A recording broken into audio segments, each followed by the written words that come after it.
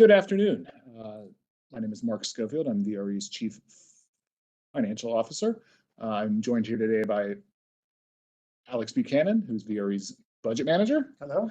And this is our presentation on VRE's proposed fiscal year 2025 changes to our passenger fares. Today is October the 24th. If you are joining us live, thank you. If you are watching this recorded later, we thank you also for joining us. This is our online version of the presentation. We are also giving versions of this presentation in person at various locations across the region. When we do those presentations in person, we always begin with a briefing to make sure that everyone knows what to do in the case of an emergency. We have done that briefing here at VRE this afternoon.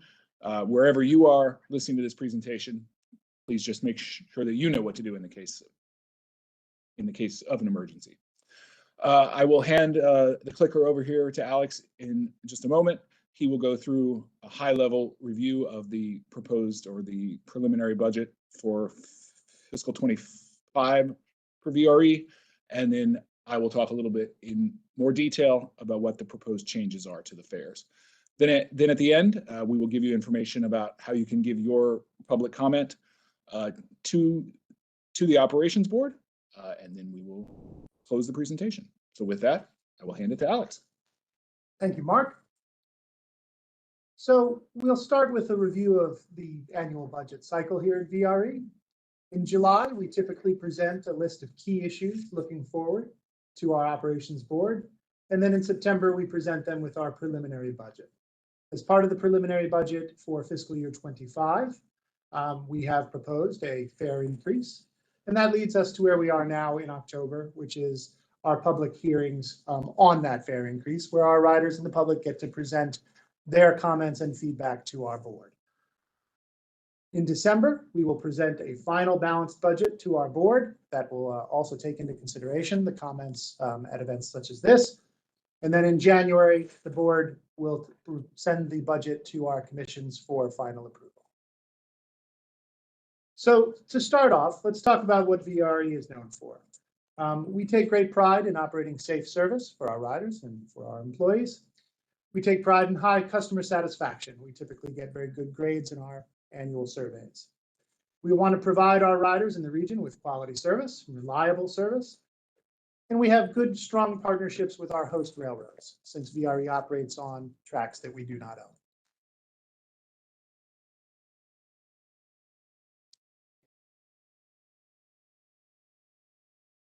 So,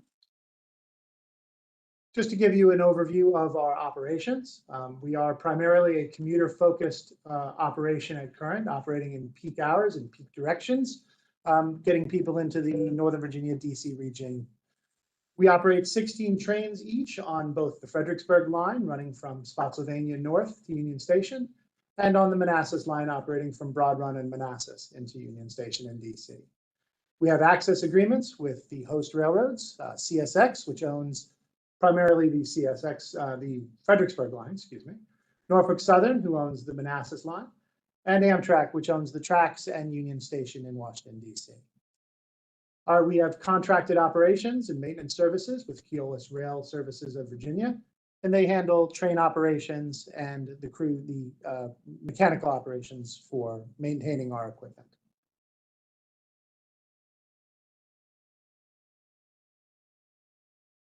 So we want to talk a little bit about the Transforming Rail in Virginia. This is the $4 billion infrastructure improvement program where the state of Virginia has purchased the right-of-way, or part of the right-of-way, excuse me, from Spotsylvania up into Northern Virginia. This is a large investment the state is making in rail service in the Commonwealth. And this is to allow for separation of freight and passenger service to assist with improving service both for VRE as well as for Amtrak and other providers. I want to give you an overview of the ridership. This is a chart of ridership recovery since the pandemic. As you can see here, the blue line, VRE's recovery has paralleled that of the national recovery but a slightly lower rate. This chart is an overview of the VRE budget. As you can see, capital expenditures, CIP, make up a large portion of that, and most of that is grant funded. In terms of the operating budget, access fees and equipment are a large portion of our budget, mechanical operations and diesel fuel, maintaining the equipment, and of course, insurance and debt service, which are also related to the equipment.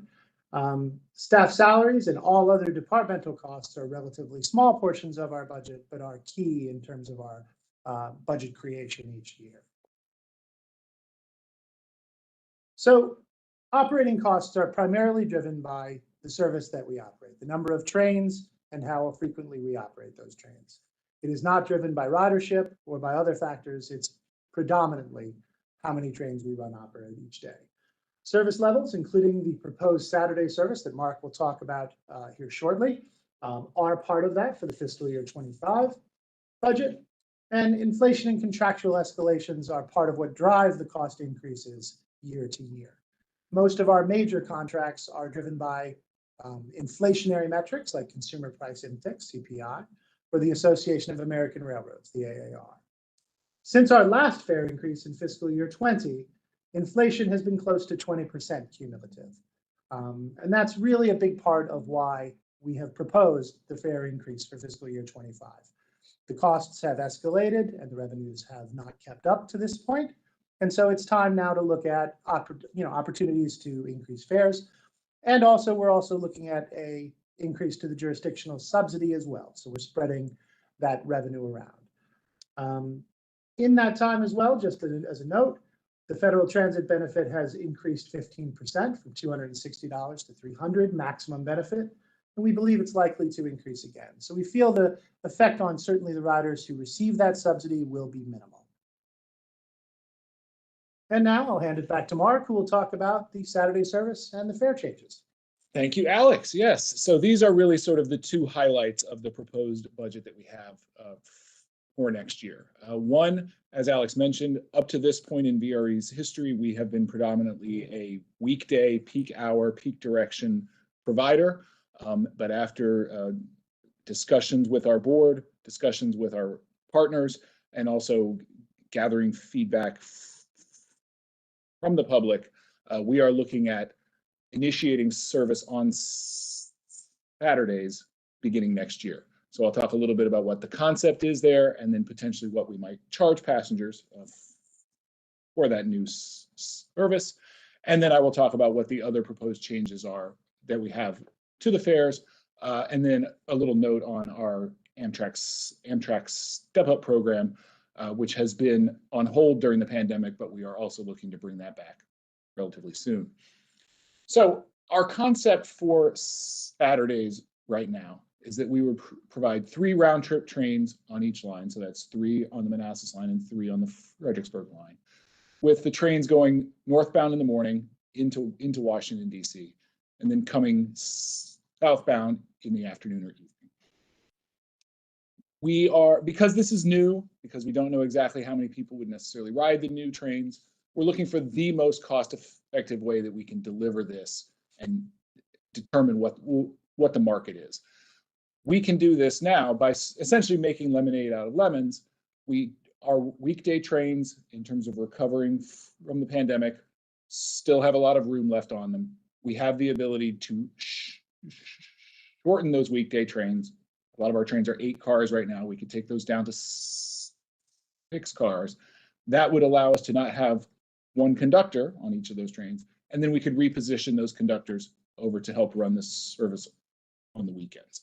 Really a very cost-effective way to use the resources that we're already using, but begin to provide a new benefit to the public. We're really doing this in kind of parallel tracks.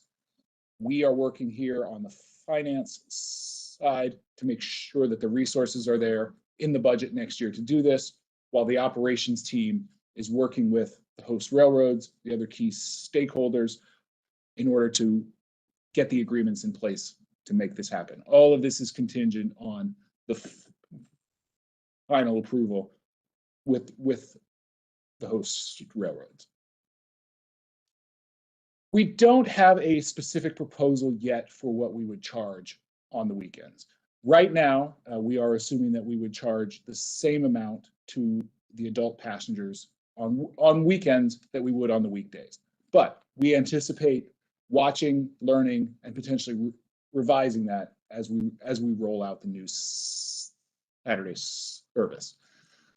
It can be instructive in cases like this to look at what other peers are doing, what other commuter railroads are doing.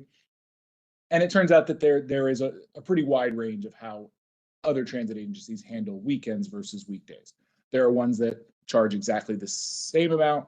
There are ones that offer relatively highly discounted prices, even ones that maybe on the weekdays they charge by distance, and then on the weekends it's just a flat fare, or they might offer like a day pass on the weekends that they don't offer on the weekdays. We will be open to all of those.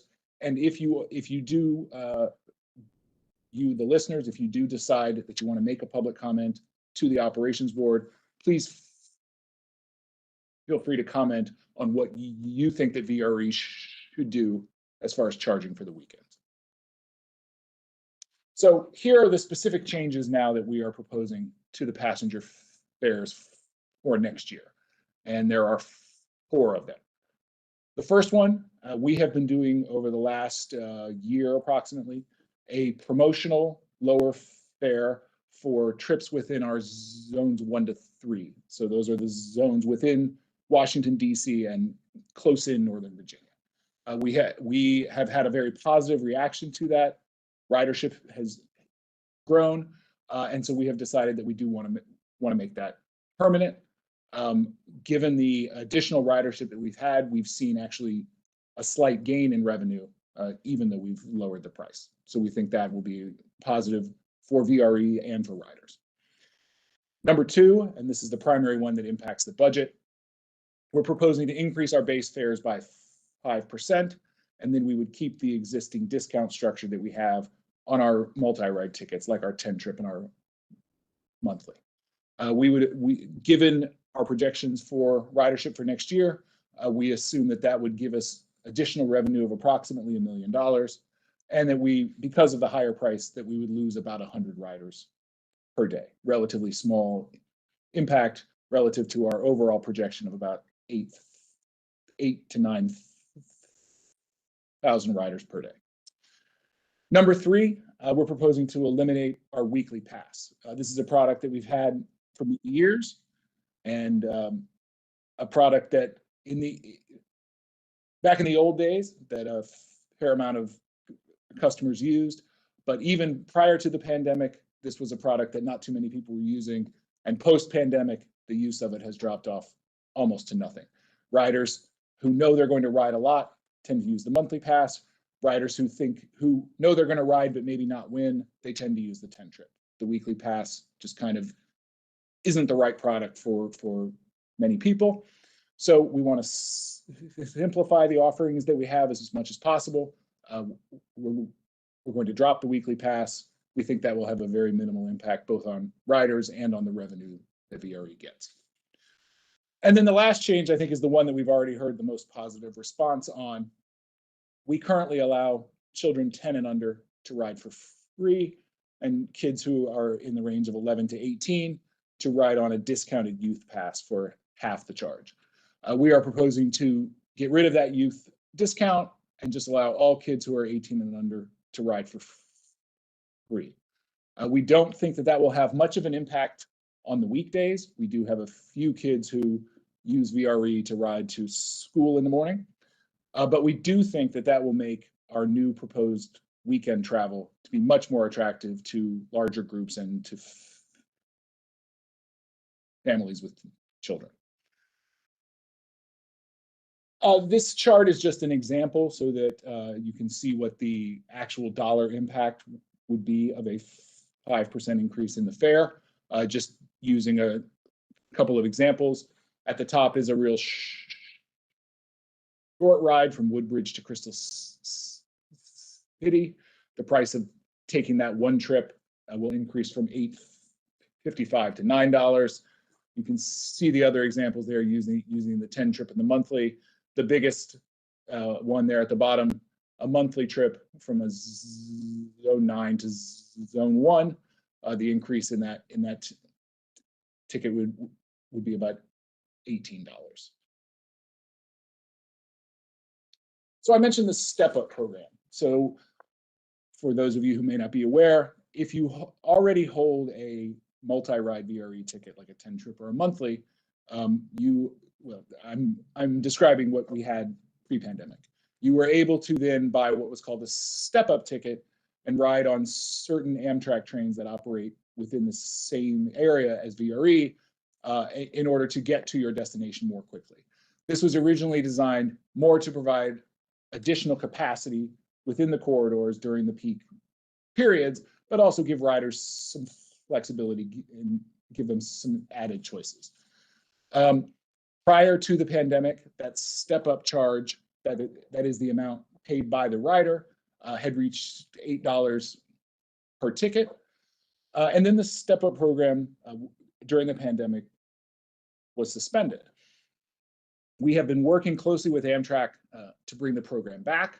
When the program comes back, I think it's important to note, it is only going to be available on our VRE mobile app. It is not going to be available using the paper tickets any longer. Amtrak now needs to have the names of all riders on the manifest of the train. The only way to do that in real time is to transmit those names via the VRE mobile app.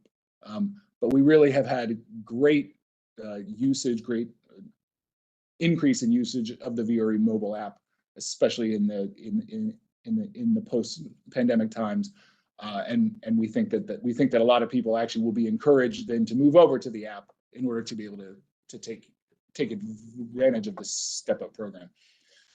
We have been fortunate enough to receive a commuter choice grant from NVTC to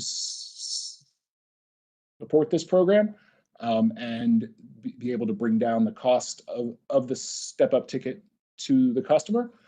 We haven't landed on exactly what the price will be when the program comes back, but we expect it to be much lower than it was previously, more in the range of $1 to $3.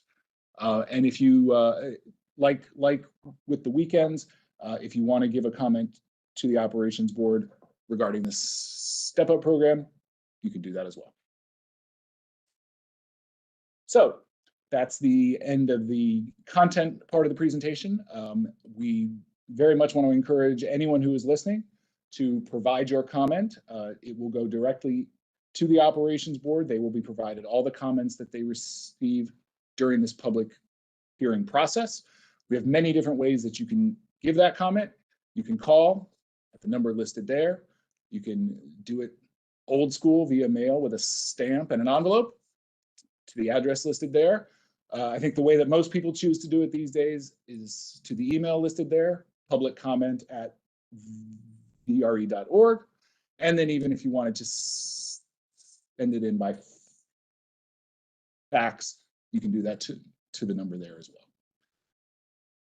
And so with that, again, we appreciate all of you out there who have listened to this presentation. We encourage you to give your comments to the operations board, and we thank you for your time.